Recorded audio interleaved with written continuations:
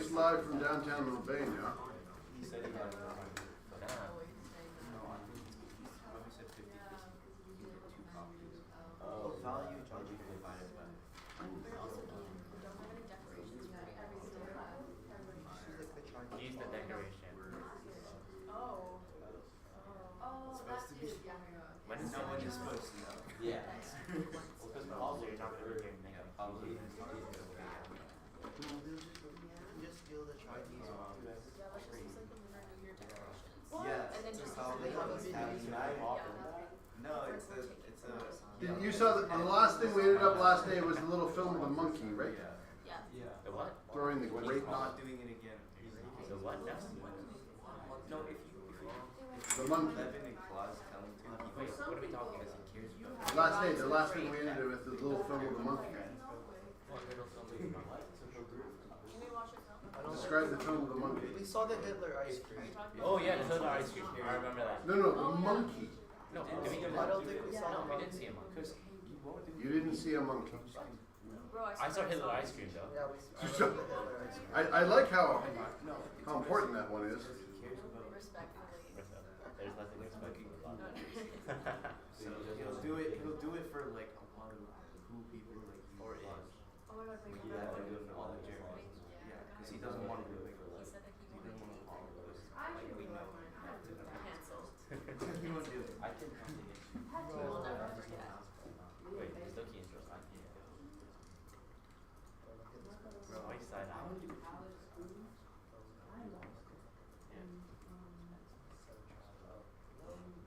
Don't let go. Okay, now immediately is your fault. Have to stop Two monkeys. recording. Yeah, we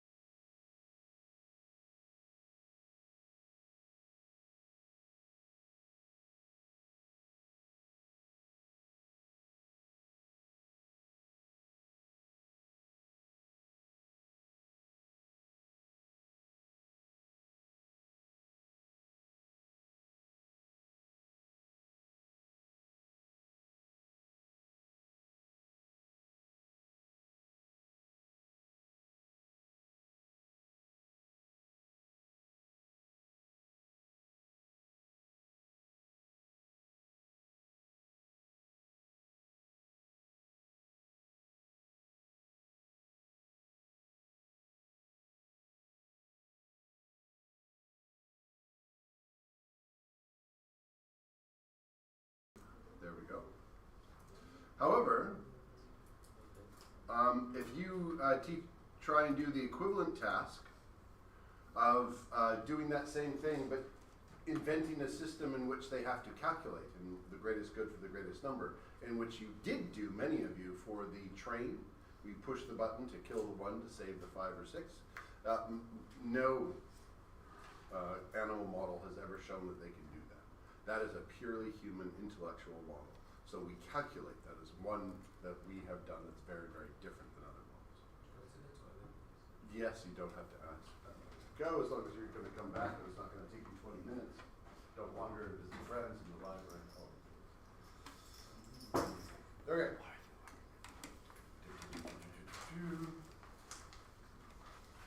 Where were we next? Not that one. No. Okay.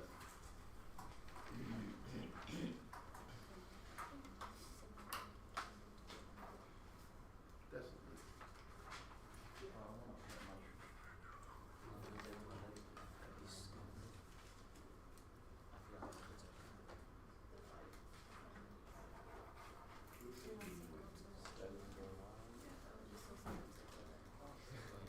Print it out.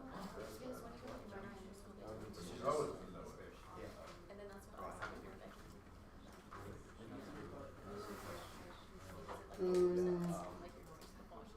If I didn't get up to the video, did I do the explanation?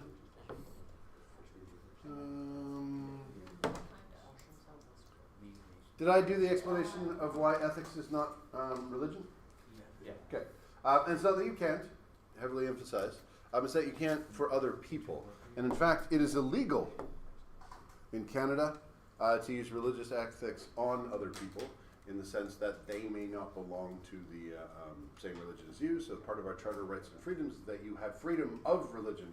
By implicit nature, if you have freedom of religion, then you must have freedom from other people's religion. You can't have that particular freedom without having that. I think we can skip all that. Skip, skip, skip. That's a cool dilemma. Not going to tell you about it.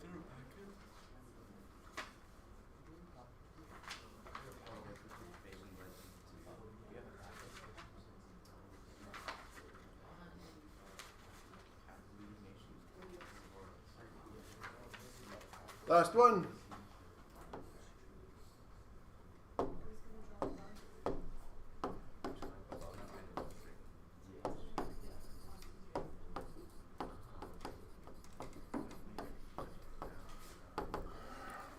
You can put away your computer. Natural law. So I've already done a little bit of a rant on this. Just because something is natural doesn't mean that it's good.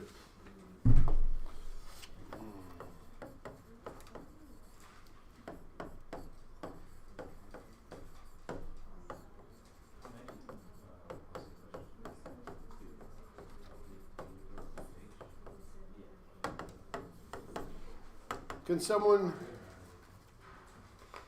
give me an example? Let's start here. Of either a natural evil or an unnatural good. Yeah. So what's something that you would call unnatural that's really quite good? Or something that's natural but is like bad. You know of nothing that would be natural that you wouldn't want to encounter or have? Pardon? Diseases. Name one. Well, it's just such a broad category. I thought, but sure, yeah, diseases. We would definitely say that it is tragic if someone is struck down by disease, which leads us. So we will let's keep going through. No, I'm going to go unnatural good or natural evil. Vitamins.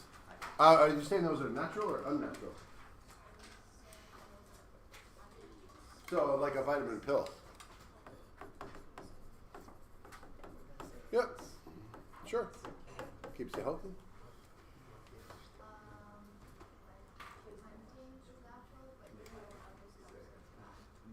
Pardon? Yeah. Oh, hunting. Okay, I see. Like in the classic nature documentary. And the lion has now taken down the gazelle baby. It looks like it's over. Okay, you're up. I want a unnatural good or a natural bad.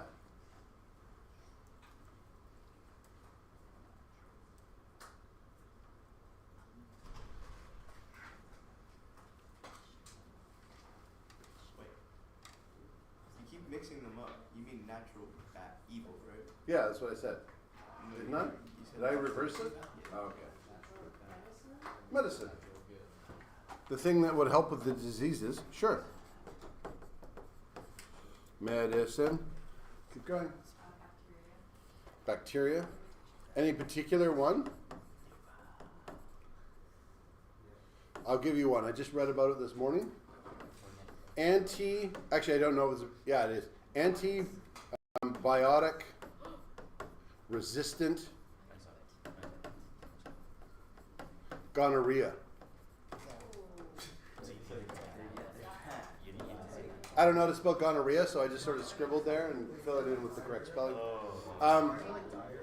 Just so you're aware, as of yesterday, the only lab in the world that is working on antibiotic-resistant gonorrhea, as in every other lab in the world is sending them all of their samples, and they had a program in which to investigate and cure and come up with our next line of defense. Were completely shut down. Everybody was fired, and all their samples are leaving. Currently, right now, it's considered number 3 or number 4 in the World Health Concern. This may be your biggest problem in 2 to 3 years. Where is it? And the lab has just disappeared because they just lost all of their funding. I won't say which lab in which country all the scientific stuff is being defunded rapidly as someone is wildly making decisions. But I will say that that country has a banner. Yeah, Star Spangled. Okay. Yes, question? Oh, hold it. Have you not had the sex talk in grade 10 yet? Yeah, but it's not What like. is it? It's an STI. Is it diarrhea? No, it's not diarrhea. Wait, If is you it- have it, you would so much rather have diarrhea. Is it mono? It is not mono. Oh, is it? Yo, It is an icky STI. like, you know what? Icky. What happened? I could spend like half a class just going over what, but I'm not going to do that. Go ahead. I don't. I'm curious. I'm not going to tell you because this would take way too long. No, this better not be about gonorrhea. Prosthetics. Wait. You were no. I'm going in order. And actually, we're done because we have enough. When you said like you can't practice your like religious beliefs on other people, like what if it's like your kid and they're getting baptized or Ooh, something? that's a really. Do you have the right to teach/force, depending on your point of view, your religious beliefs on your own children? Yeah. Hands up for yes. Yeah. Hands up for no.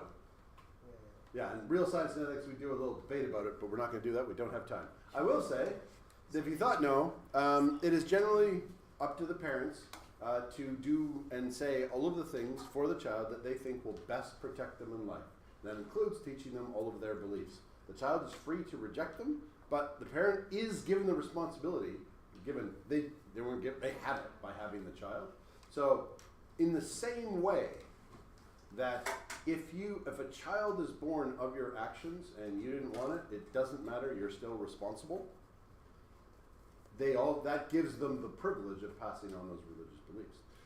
That doesn't mean they're allowed to shackle you down and like really force you. Well, no. But on the other hand, the government doesn't want to raise you.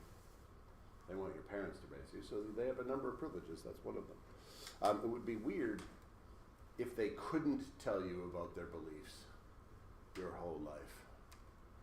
That would be very strange. You wouldn't be able to do anything. So yes.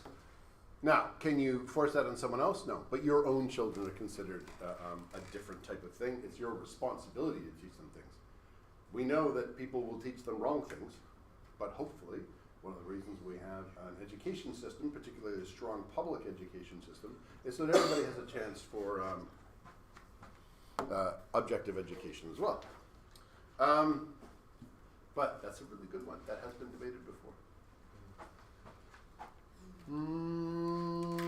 Natural law now done. I think we've done all the things that ethics isn't.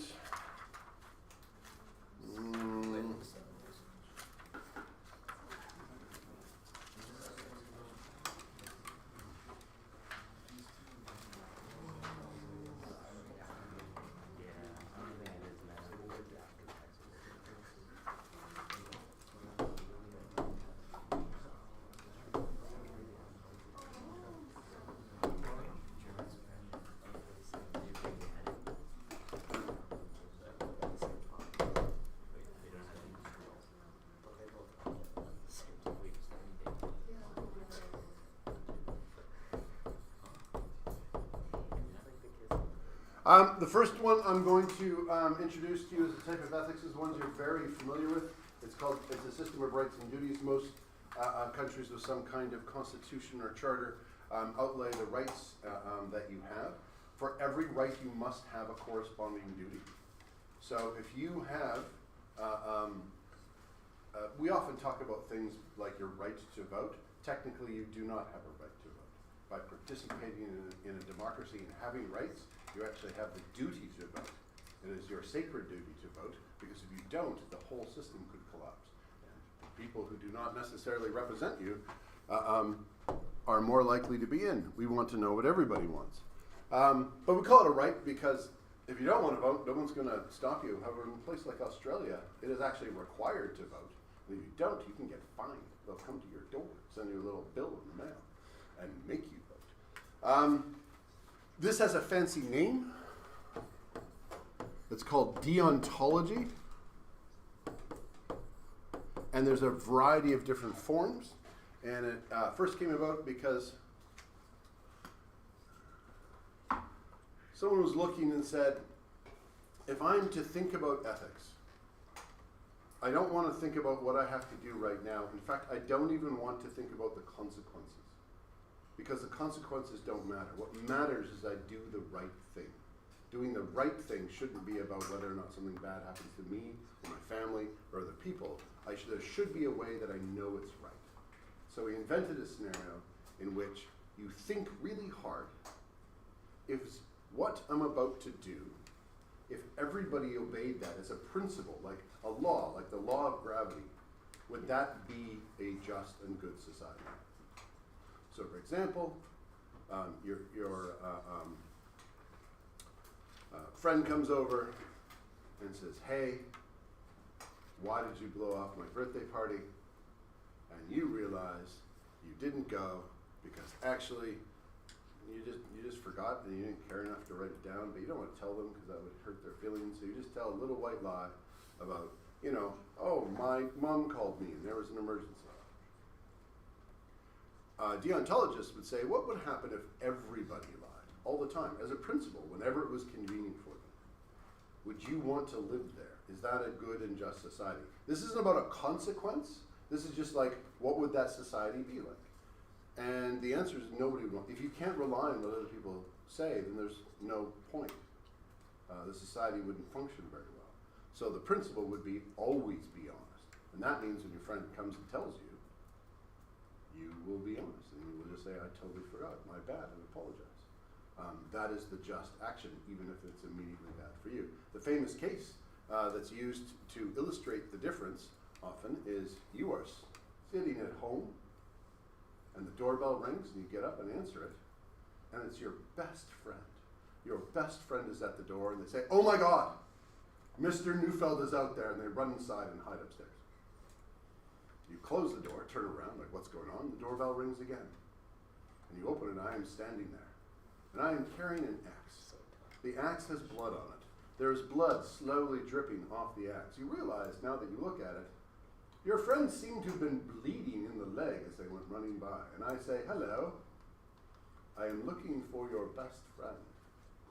Are they at home? And a deontologist would say, Yes. Even though if you could lie and say they weren't there and then I would continue on my way with my axe, you must always tell the truth. It seems counterintuitive, but for example, let's say your friend runs upstairs, sees that I am at the door, quickly runs downstairs, goes out the back door. You tell them that tell me that they're not there, and then when I walk away, I see them running out the back. I wouldn't have seen them if you hadn't lied. At that point, all of the actions of that which occurs is your fault because you lied. You engaged in an action that was deceitful and created this little society in which all these action happens. If you did not lie, you are not responsible for everything that happens. That doesn't mean you can't take other action. You can go, yeah, they're home. You're not getting through me. You could say, yeah, and kick me. You could not answer and slam the door. That's sort of an obvious response, but you can't have lied. A real life example that a philosophy professor gave was that he was in, I think it was Poland. It was very late at night. He was walking along. It was dark, and tourist he was, and he sees a group of young men, about 5 or 6, and they're all surrounding this young woman. And what is clearly going on is some kind of domestic dispute. She's having an argument with her boyfriend. All of the boyfriend's buddies are there. It looks like it's getting kind of violent, like it does not feel good. He feels like he has to do something.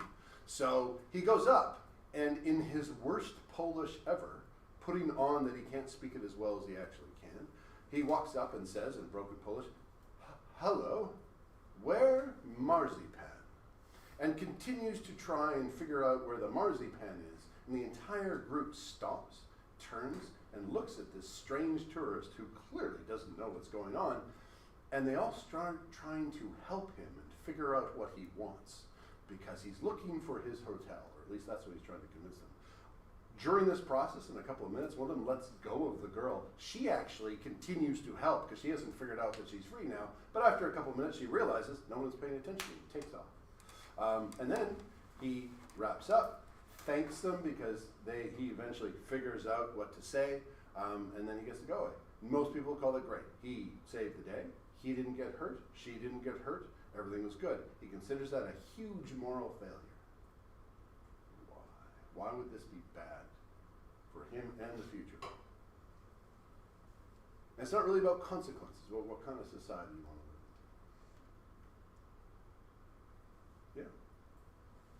If everyone decided to let in others' business because of what they think they perceive is happening and the situation surrounding it, then most people will be letting their noses into your business when you don't want them to.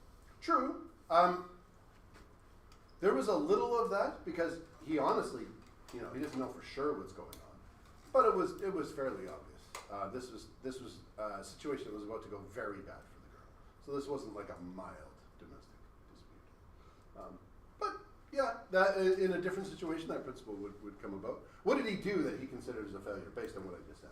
Lie. He lied. So deontology would say he can't lie, so even we don't know what he should do. Well, there's all types of lying.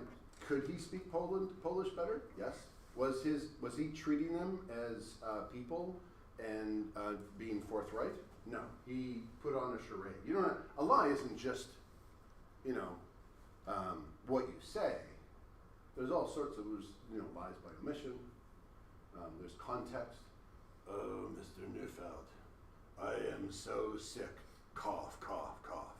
I have such a, and then you take, there's no fever, and then you go, oh, you must need the house, and you're cold, and then later that day, you see them bursting with speed down the hallway and find out they had 2 tests that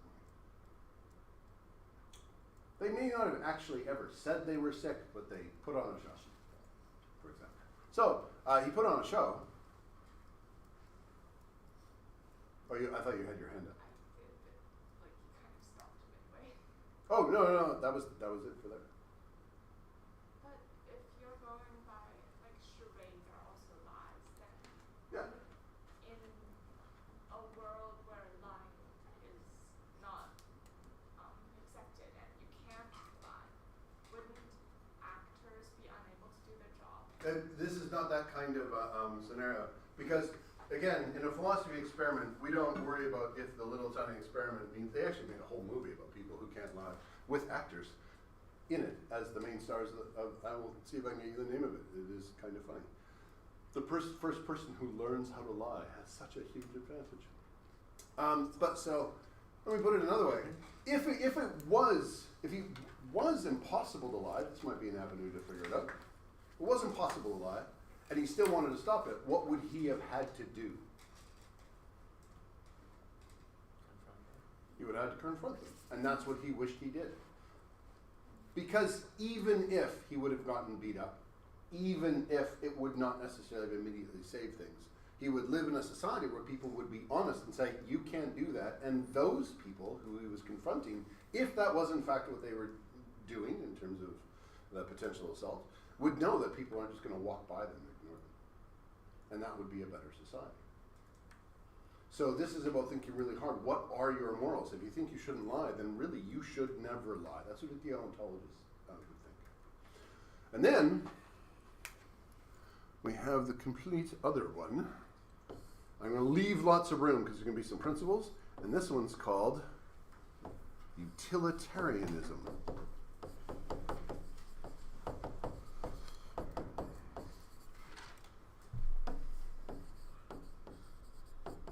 Greatest good.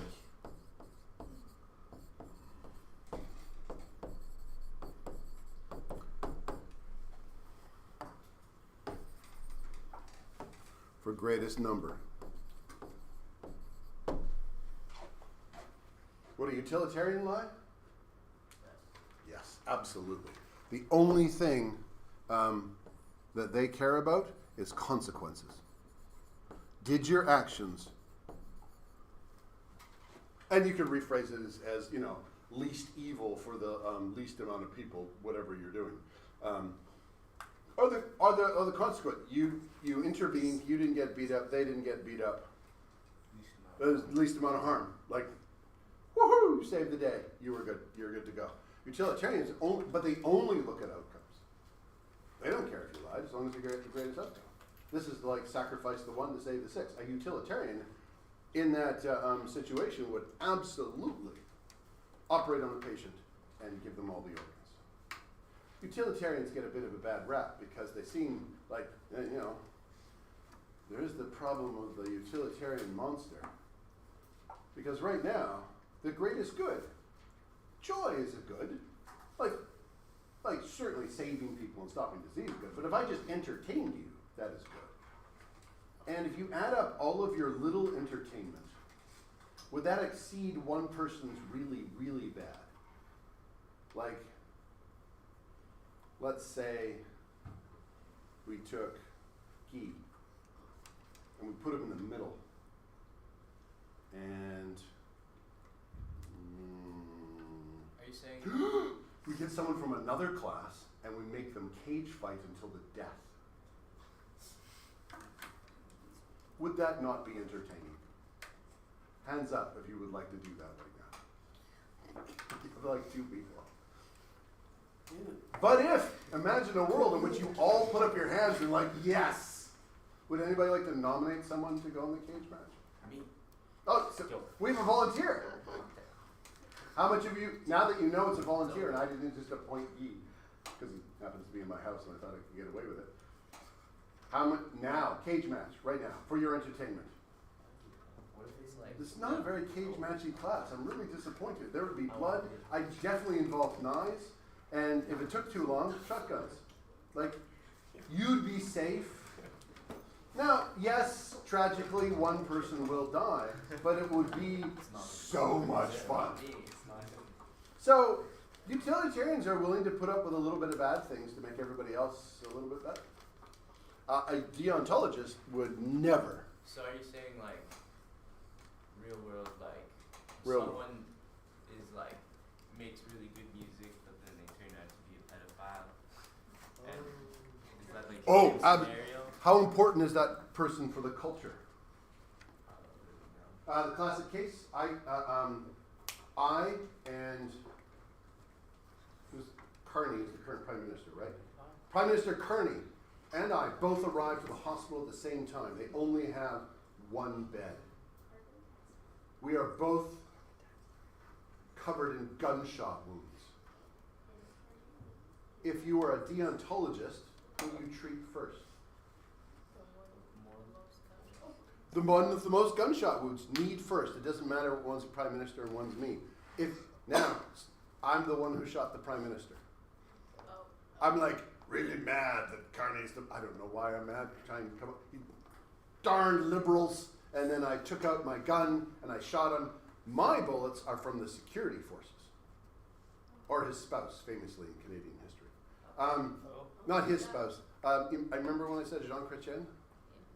In past history, someone tried to break into the White House. It went very badly for them.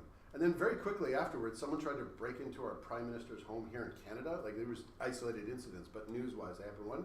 And he was stopped by the Prime Minister's wife, I think, hitting him over the head with a lamp.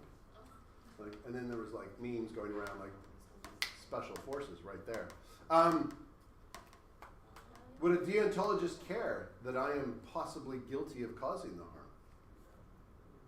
Yeah? Yeah. Would a utilitarian care? Yeah. No, it might not if you're like, well, we don't know, like, innocent to proven guilty. There's lots of complexities you could do there. But regardless, who are they treating first? President or Prime Minister? They matter to the country. If they are down, we could be attacked. There could be an emergency. There could be a tornado. There could be a flood. There could be. The Prime Minister needs to be up and active and available at every single moment of the day. I do not. But the most Science 10 class doesn't get taught. Like, who cares? Like, you'd probably just relax for a week, and then Ms. Allen would get you a new teacher. And my absence would be noticed as much. They would put your finger in, like, a puddle of water or a glass of water. And if you're ever wondering how the universe will miss you when you're gone, just take your finger out, and then it just closes up and it goes away, and nobody ever thinks about you again. Yeah. Little existential crisis for this morning. Yeah. They say you die twice. The first time when you physically die, and the second time when someone says your name for the last time. What if you're like, I don't know, really famous old person? What if you're what?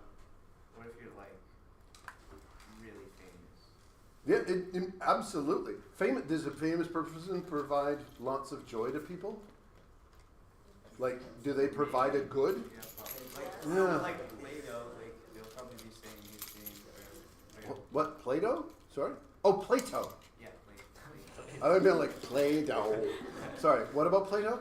Well, people will probably be saying his name for a very long time. Oh, yeah, so maybe he's not quite dead, but do you know his contemporaries? There was a lot of philosophers, and his is the only one we say. And we actually only say his. He had a student called Socrates who wouldn't shut up about him, and he might actually have been completely invented by Socrates. We're not sure. Oh, I don't know. If you were like completely utilitarian, Yep. Wouldn't you just kill yourself and give everyone your organs? Ooh, I wish there was science that, because we have a whole film on that. Maybe. However, there is the recognition that self-preservation is good. You don't have to give away. You need a comfortable life too, and it's normal to put yourself higher. But how high? Ooh, this is such. Can you keep a secret? Yes. I'm going to swear Wow. a lot. I'm actually going to shut off the recorder. Could someone grab the door?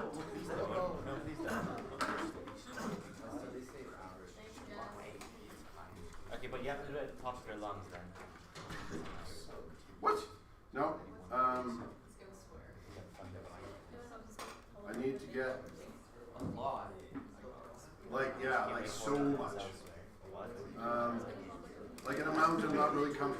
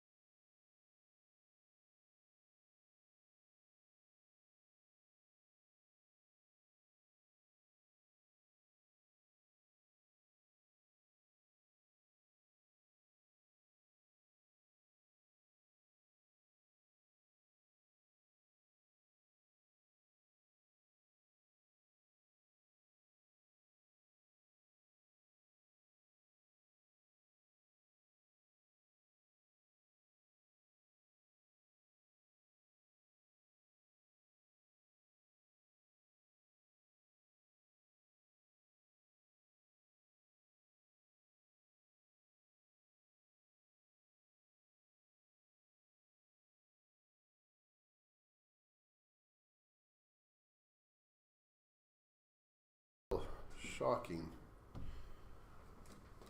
Hold it, it's not tablet, it's laptop.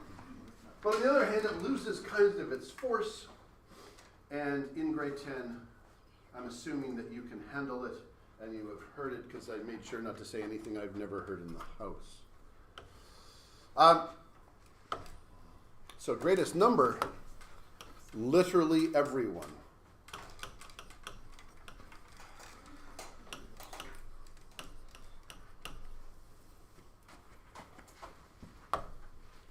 It only has one principle.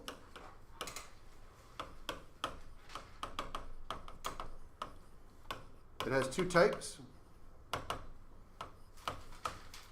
Rule and act. Greatest good now. Greatest good from a rule, now, and future. A person comes up to me and says, all my prep's done. Can I please go outside and play basketball? And I go, why? And they say, because I'm done all my prep, and this will keep me distracted, and I also will get some exercise. So it's good, and since I've done my prep, I don't have to be inside the house. And I go, they are being an act utilitarian. They're saying, great, it's good for the greatest number. And I say, but when you go outside, other people might notice you. Maybe they won't today, but they might next time. And if we do that as a rule, then gradually people will start lying about whether or not they're done their prep just to go outside and not do prep. And part of this is teaching people and role modeling. So if you've done your prep, go read a book and role model what you should do for the poor little grade 9s who don't know what they're doing. Because that is the greatest good for the whole group now and in the future. So there's a tension between act and rule utilitarianism. And there's also two different types of good, but I'm not going to go into it. I think that's enough to do an ethical analysis of anything. I'm now going to go up to deontology. By the way, when I say Peter Singer, he is currently alive. He is an active philosopher in utilitarianism, as in he teaches at a university, and that's what his whole degree is. He has a foundation. He's also the same guy that said, we should maybe kill mentally ill kids because, their lives aren't really worth living. He changed his mind later, but he did write a paper, and they use a lot of resources, and really, should we save them? Maybe not. Now, to his credit, not many people change their mind once they put on a position. If you're used to the internet, he did. A lot of disability advocates met with him. But you can go in weird places. He was following his train of thought right to the end, and he thought that was the right thing to do. Do we need down here still? Okay. What did I say? Greatest good for? Now. No, the rule. Oh, greatest good from a rule, now and future. And our laws tend to be greatest good rules if they're ethical laws. Some of them are just practical. Like driving on the wrong side of the road, there is no right side of the road ethically, on the right or the left. But you have to define which side you should ride on. And so that's not an ethical rule. However, once you know what type of country you're in and which side you should drive on, doing the opposite would be unethical because now you're going to kill somebody.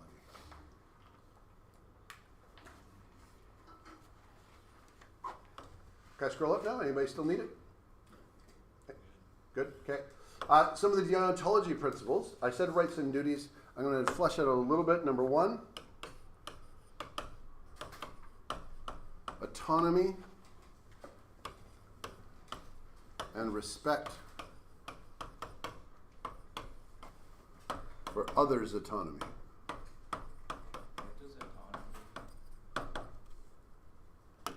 What does autonomy mean? Yes?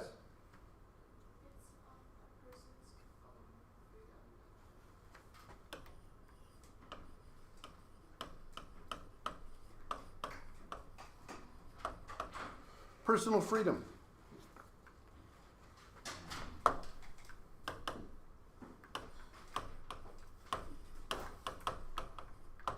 Your right to swing your fist ends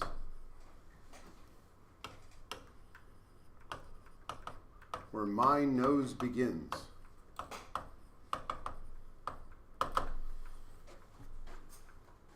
So, yes, you have autonomy. This is your right. And a lot of this, the implicit duty, is that you have a duty not to swing it into other people. You can't interfere with their autonomy. Notions like freedom of speech. By the way, does freedom of speech mean that I could say that Mr. Chalmers is what's the worst thing I could say? That's so bad, I don't even, it's recording. I won't actually get fired. I'm going to say he's a silly goose. I just realized he's a silly goose. Could he fire me for saying that? Do I have freedom of speech? Yes. No, he can fire me. He can fire me at any moment. My contract literally says, gives an outline of my duties, house parent, teacher, and then there's a line, I love this line, it says, and will do anything the head requires as needed from time to time. Anything. No. We're limited by the law, so you can't order me to do an unethical act, which is a whole other area of that. But no, but literally, he can say, by the way, you're now teaching French 9. I'm not qualified to teach French 9, but since I'm a teacher, there's nothing that stops him from making me do that. And je ne parle pas français, so you're all toast grade 9 students. Pardon?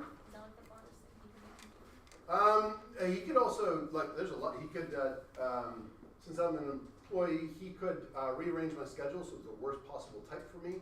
He could, I'm a house parent, so I have 2 blocks I don't teach in. He could take away both, give me 6 courses to teach, and be a house parent, and he could just start upping loads and making things really, like, if your employer doesn't like you and they want you to quit, there's a lot of things they can do legally. But the reason he could affect my speech is, who does freedom of speech apply to? No, like, why? You can say lots of things, not everything, lots of things, but who is it binding? Not your employer. If I start swearing in this classroom every day, that could be conduct unbecoming a teacher, particularly if I didn't have an educational reason. Yeah. Wasn't the video recording when you I turned it. Did you? I don't, like, even out of context, I don't want that getting out. In context, you know why I did it. But out of context, ooh, that'd be bad. Freedom of speech is freedom from the government. They have a police force that can arrest people and throw them in jail. Due process means that, like, it's going to disrupt your life. You might have to go to court. Freedom of speech means that you can criticize the government and they can't come and arrest you. Which means that you, as citizens, in order to be able to have freedom of speech, you have to be able, your duty is to tolerate the speeches of others you don't like. There is no freedom of speech required for speech everybody likes. Like, oh, I like that. No one's going to stop you. But if you hear something you don't like, your duty is to not engage in a process that would arrest them. Now, if you're an employer and there's standards and conduct, and like, you don't want a doctor walking in on a patient, and there's certain things they just can't say. Reveal confidential. There's lots of limitations, but that binds them. The duty is always on you respecting other people to do the things so that you have the same freedom. That is the most important principle.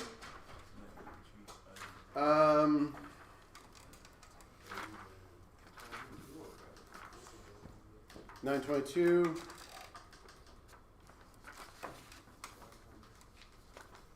There's a couple of smaller ones. That's rights and duties, so I'll call that A, and then B. Principle.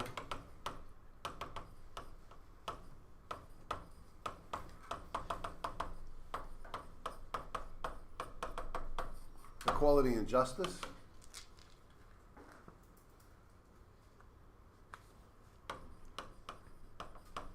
Everyone has the same rights. You can't give some people like 1/3 of a vote because, you know, they're women. See, I'm going to just stop writing principle of and just write best action.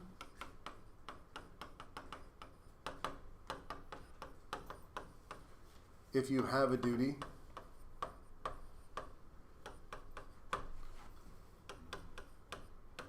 you must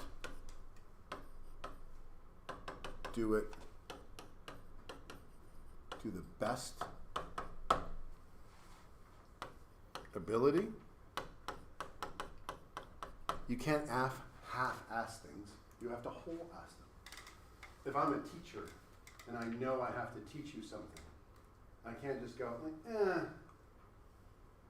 actually, they'll never remember if I taught this or not, and then just like not do something because I don't want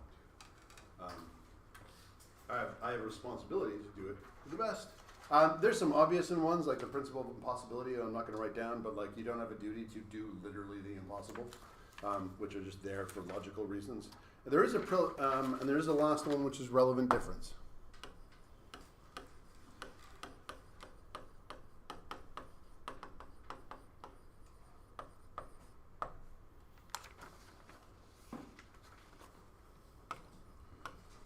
Relevant conditions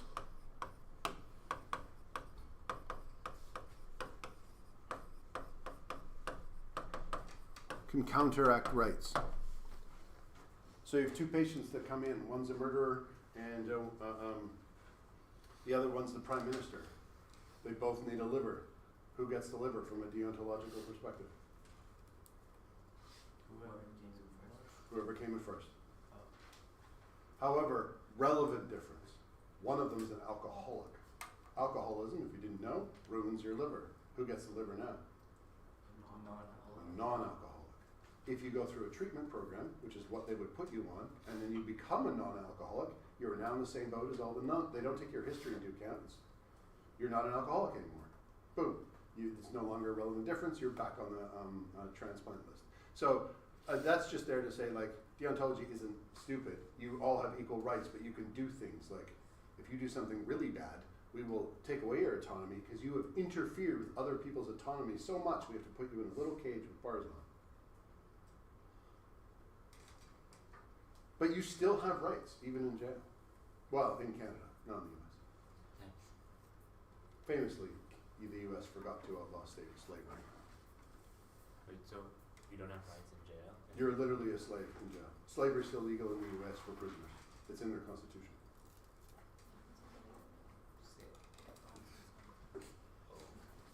And then you wonder why, if you were a certain color, you're more likely to be arrested. It's almost like they didn't end slavery right away. But that's more for social studies class. Okay? When I give you an ethical topic and we do this on the test, you will always be able to have a cheat sheet for ethics because it's not necessarily a formal part of the course. However, I do want you to be able to talk intelligently. Also, just so you know, there are other types of ethics. I've given you the two most common ones. This is reflected in our Charter of Rights and Freedoms. It governs you. It's obviously phrased differently, but we are a rights-duty country. So is the states. They give a variety of rights. Utilitarianism tends to be what policymakers use, because how are we going to spread this tax money around and do the greatest good for the greatest number? And so practically everybody uses utilitarianism.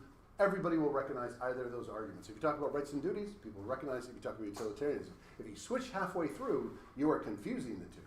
And this is why I set up the one with the doctor. The doctor one, you switched. If you were someone who pressed the switch, you were a utilitarian, and then you switched to here. You weren't consistent.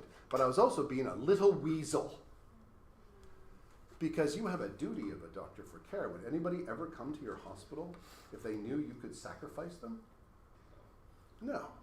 And we wouldn't want to live in that type of a society. So one of the rights that comes out in healthcare is that obviously a doctor can do no harm. And harm in that particular case would never happen. So those of you who switched, you switched for the right reasons. You just may not have been able to articulate because I was being a weasel and just saying, well, the logic is the same. No, it's not. You twit.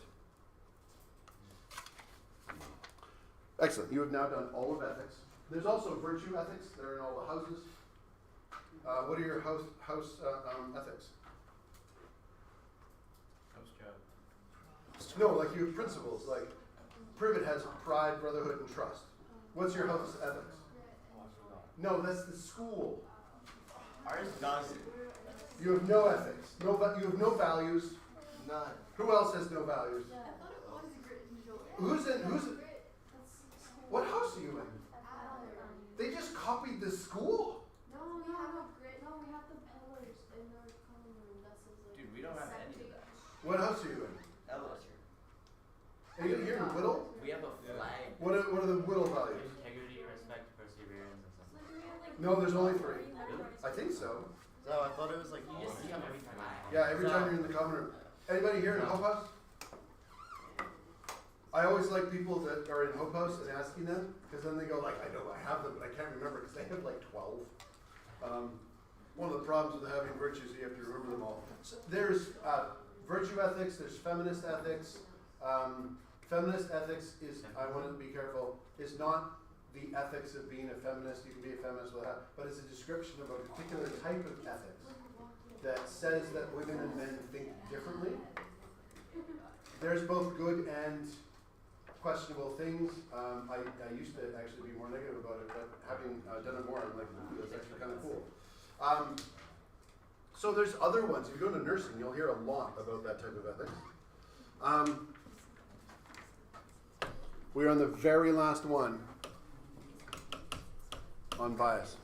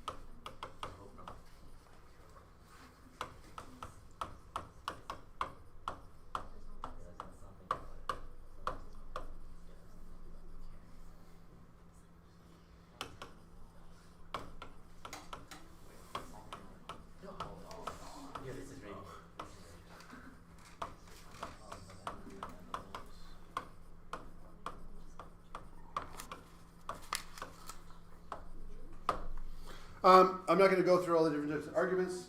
Premise and conclusion, I'm hoping that you've done that before. This is a classical argument. All dogs are animals. Some animals are not German Shepherds. Therefore, some dogs are not German Shepherds. As an example, good logic.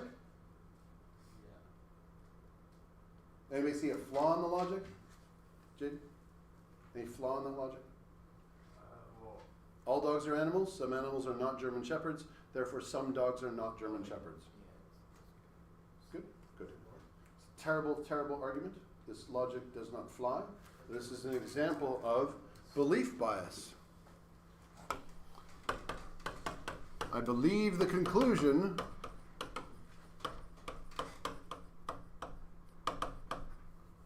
therefore accept the bad argument.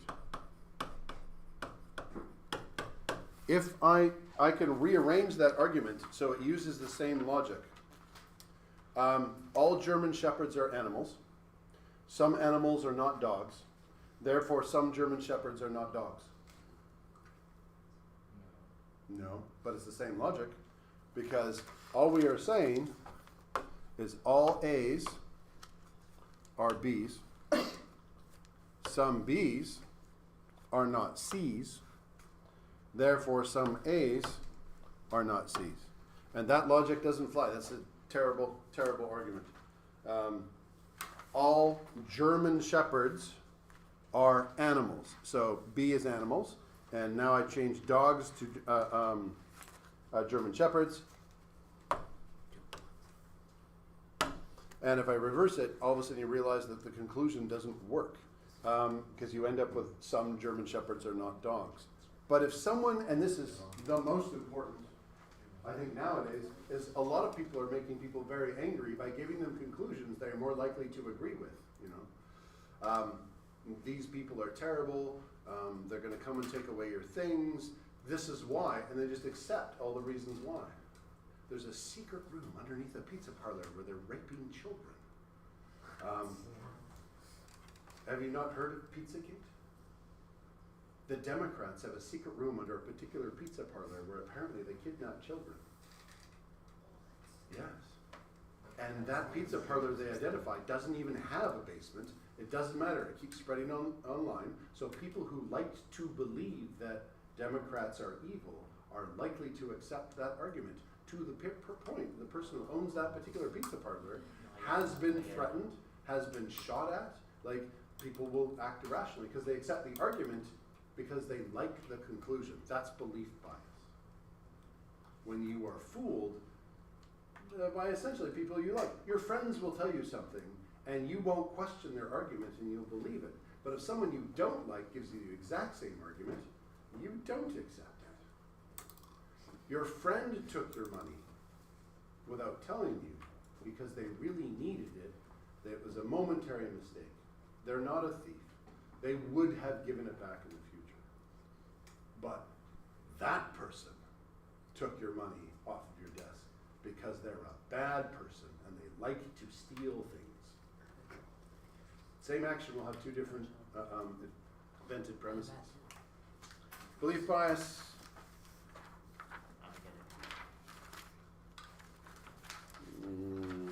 I'm not going to define bias. I'm going to do this really fast. And we will probably finish it off and then start watching the film next day. Do you have a test on this? We have two films. Pardon? Do you have a test on We're going to have it, like, not an essay, but like an analysis.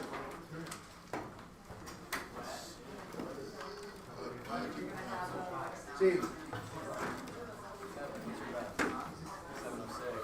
I used to teach a whole course of this, like a line. Some of the grade 10s actually know it. And then I would just say, do this. Now I can't, so I'm going to try and teach it to you. So you have context for everything. Well, I'm going to ask you to analyze something. I want you to use your and bias. You will also be allowed to.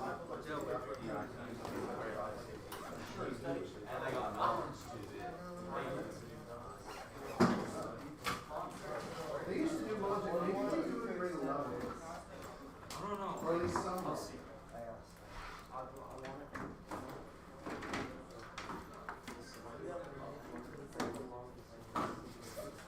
With what? Oh, because that's just where it went. This might be the closest. Just so we can check. You left it in my classroom, I think, ages ago, and I just moved it here since. The what? No! That is displacing. I actually got that from someone else like ages ago. I got one identical to it. Sometimes this thing interferes. This thing has a weird temperature gauge. Like block off the lower thing, it seems to take the temperature. I used to use it once. What's this?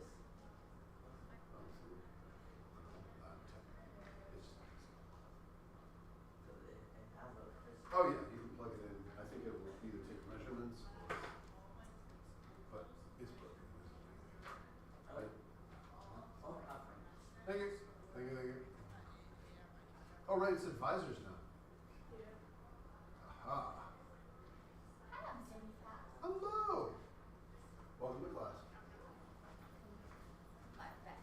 Theo, did you give me your t-shirt size?